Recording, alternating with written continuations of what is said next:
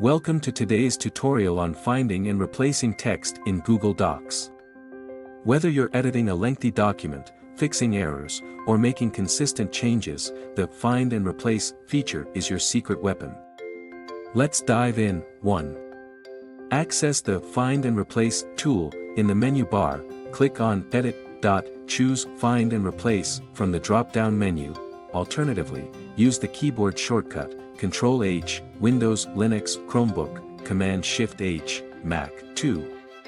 Enter the text to find. In the Find field, type the word or phrase you want to locate. Google Docs will highlight all occurrences of that text in your document. 3. Replace the text. If you want to replace the found text with something else, click in the Replace With field, type the new word or phrase. Click Replace to change the current occurrence. Click Replace All to update all occurrences. 4. Advanced options, optional, match case. Toggle this option if you want to find exact case matches. Match using regular expressions.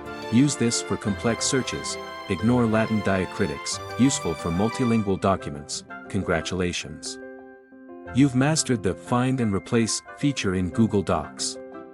Now you can edit with precision and efficiency. If you found this tutorial helpful, don't forget to like and subscribe. Thanks for watching.